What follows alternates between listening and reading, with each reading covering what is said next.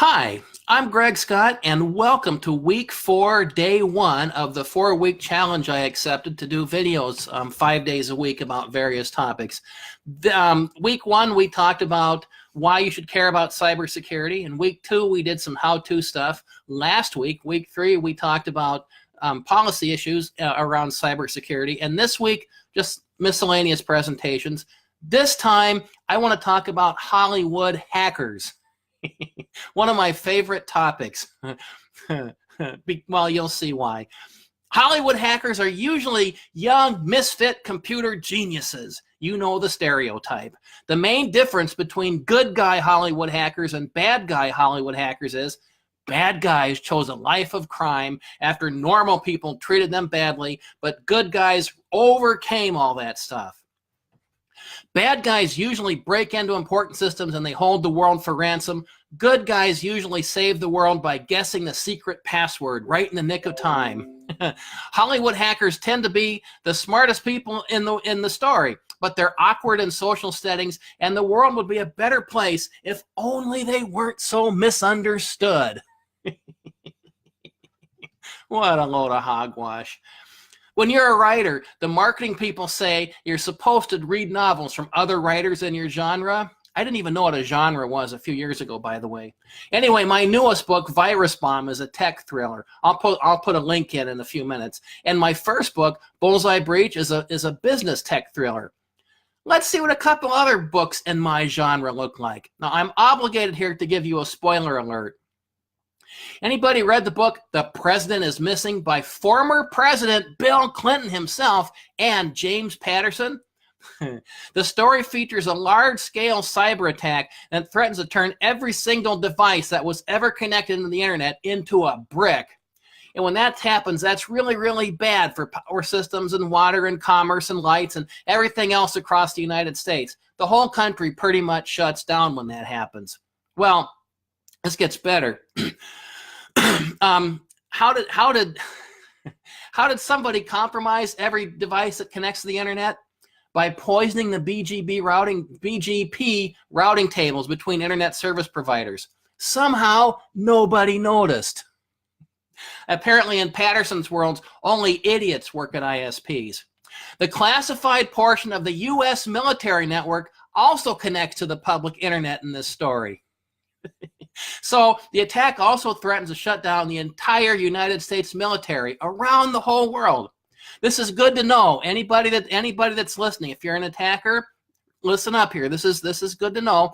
If you want to send a super secret message to a United States general about commanding an overseas operation, maybe we want to blow something up, do it over the public internet.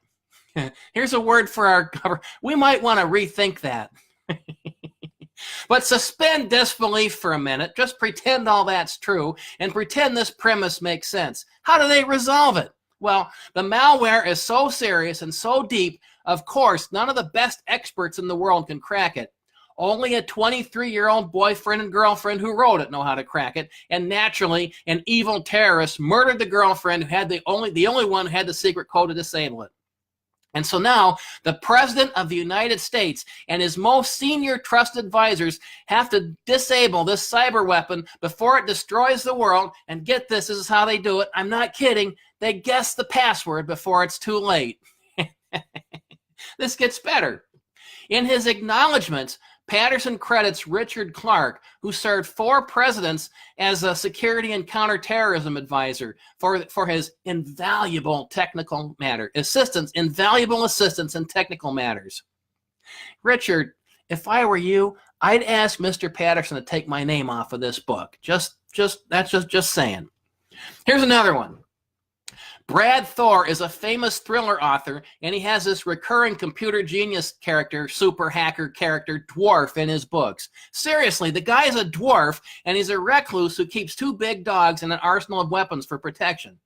So Thor has a book called Blacklist, and in Blacklist, this super secret, super hacker dwarf hacks a major hotel network and changes the security video feeds into a recorded loop so we can cover up his secret meeting with some bad guys.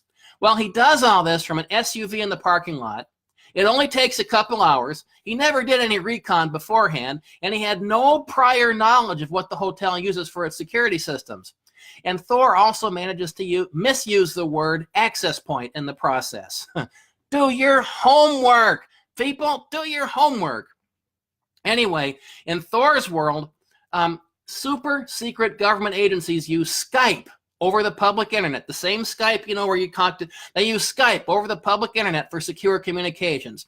But that's okay because they do their Skyping from behind a Tor proxy. Secret government communications over the public internet seems to be a common theme in Hollywood hacker stories. And then there's a multi-terabyte USB memory stick that holds the secret to saving the world. Multi-terabytes. Of course it's encrypted, but that's not a big deal because the dwarf computer genius, aided by a beautiful female accomplice, she's probably taller than him, they eventually guess the password before all is lost. Because that's what good guy Hollywood hackers do. They guess passwords and they save the world. Need information? Bring in a good guy Hollywood hacker to break into whatever government database you need. Need to stop a bad guy Hollywood hacker? Bring in a good guy Hollywood hacker to send a cyber nuke. What's a cyber nuke? Who comes up with this stuff? Don't even get me started about Die Hard. The Die Hard movie where a bad guy shuts down banking all over the United States and then takes over the single one and only government operation that backs everything up. Just don't even. I'll spend another 20 minutes on that one. If anyone from Hollywood happens to see this video, here's a message. Entertainment does not need to be stupid to hold our interest. We should use fiction to present truth better than the news, and we should care about the quality of our stories. Don't be lazy. Don't resort to Hollywood hacker stereotypes. You can do better. If your story has technology, just contact me and I'll help your technology make sense. If you don't want to talk to a bald guy from Minnesota, well then find another professional who knows how this stuff works. I promise you, the people who work behind the scenes every day to keep the internet running, they'll appreciate the respect you give them from this kind of stuff. And of course, here's a shameless plug. If you're looking for an existing story where you don't have to suspend disbelief, take a look at my novels. Bullseye Breach, Anatomy of an Electronic Break-In, where Russian criminals figure out a way to penetrate fictional retailer Bullseye stores and steal 40 million credit cards. That's book number 1. Or take a look at book number 2, where some bad guys attack the United States over the internet as a prelude to a really, really, really nasty biological attack. Take a look at those stories, and I'll put a link to them underneath in the comments.